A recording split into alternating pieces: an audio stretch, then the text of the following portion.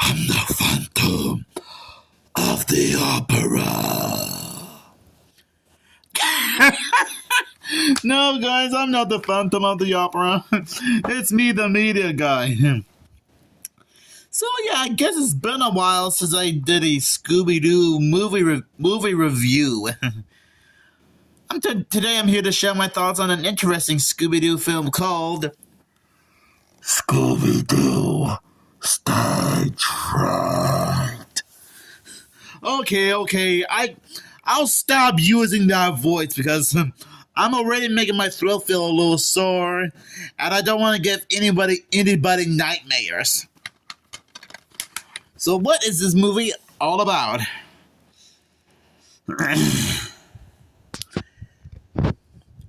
Mystery takes center stage in this all-new Scooby-Doo original movie. Join Scooby-Doo, Shaggy, and the Mystery Inc. crew as they head to Chicago for a talent show, some museum tours, and a whole lot of pizza. Oh boy, sounds like heaven for Scooby and Shaggy. The Windy City is home to the hit TV show Talent Star, in which songwriting duo Fred and Daphne are finalists with some high hopes. Not to be left out, Shaggy and Scooby have a secret act in the works that they are betting will take the contest by storm. Unlikely for them, the competition is frightful at this talent contest, as the show is being broadcast from an opera house with a history of horrors and practically vengeful phantom who has cursed the show's production. From costume changing chases to collecting creepy clues, the show must go down with a natural talent like Scooby-Doo on the case. You can be sure that the laughs, thrills, and adventure will always be in first place. Well, the description of the DVD isn't wrong. And what do I think about this movie? Holy hot diggity talent stars, Batman! This is one of the most bizarre, in a good way, Scooby-Doo movies I've ever seen. I mean, seriously, it's like the old tale Phantom of the Opera, but with Scooby and the gang in it. Sort of not like a rinse and repeat of the classic Phantom of the Opera story, but you can obviously tell that it's kind of like Phantom of the Opera, and that's no joke because, oh boy, the Phantom is one menacing-looking villain. I mean, he can give other villains like the Creeper, Space Kook,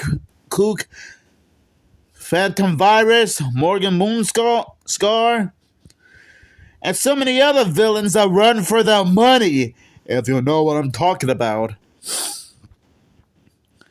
I mean, he's kind of like, he's so creepy. He's so terrifyingly creepy and disturbing that I am couldn't think of anything else to describe him.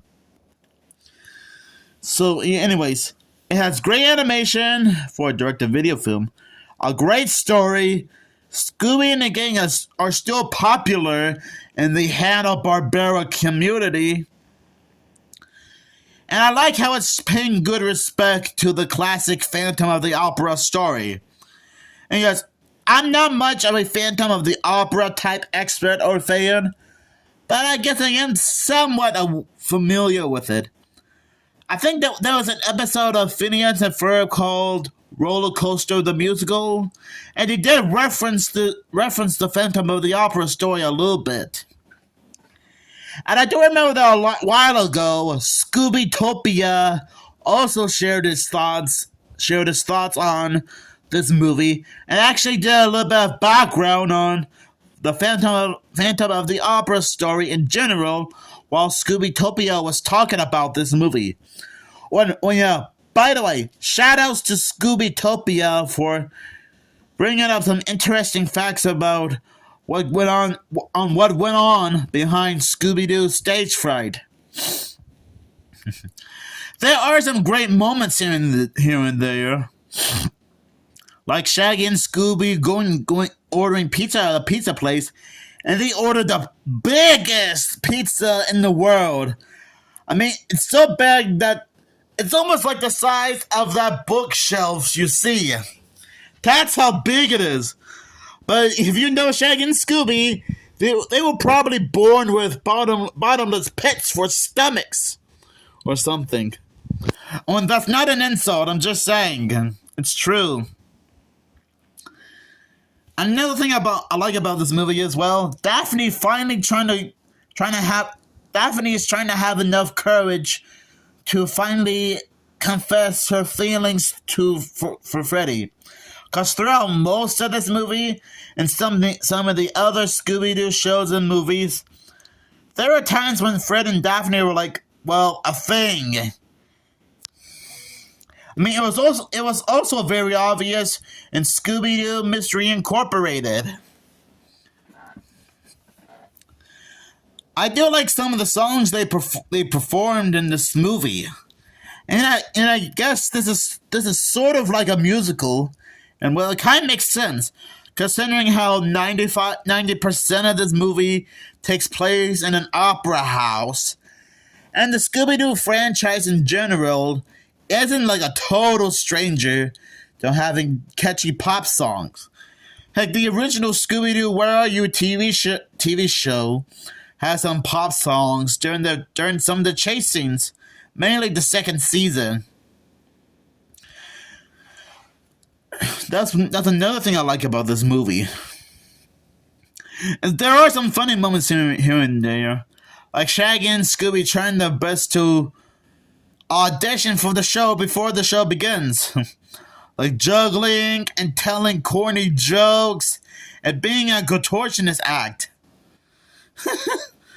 Let's say that the act of them being contortionists didn't really go so well, and they were literally tied up. Ugh. I guess it must have felt pretty uncomfortable for them. And I think this is the first movie to have more than one villain. I mean, this is the first film to have like 4 people impersonate the Phantom. I mean, sure, this is the first time we've seen this happening. I mean, we saw some of the Scooby-Doo villains make a comeback in Scooby-Doo Franken, Creepy, and Trick or Treat Scooby-Doo. And most of the classic Scooby-Doo villains were often referenced in Scooby-Doo and Guess Who and Scooby-Doo Mystery Incorporated. So I'm not going to give away the identity of who the Phantom is, since there were 4 guys who were impersonating the Phantom. Plus one, Steve Trilby, who was the original Phantom during the 70s. But he's not the real mastermind behind all the mayhem during the show. And I'm sorry if I gave away a little bit of spoilers there. Just thought I'd point that out. Do you guys think that this Phantom here is creepy? Because I know that he certainly does. I honestly think Scooby-Doo Stage Fright is one of the most interesting and fascinating movies I've ever seen since Scooby-Doo and the Goblin King, Scooby-Doo Mask of the Blue Falcon, Scoob, which I still defend as a good movie, Stray Out of Nowhere, Scooby-Doo Meets Courage the Cowardly Dog, and Scooby-Doo and Crypto 2.